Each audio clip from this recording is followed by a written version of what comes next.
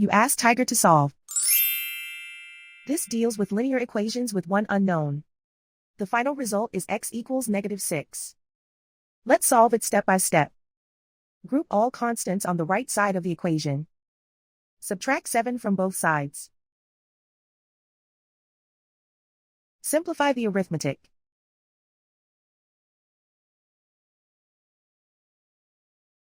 Isolate the x. Multiply both sides by 6.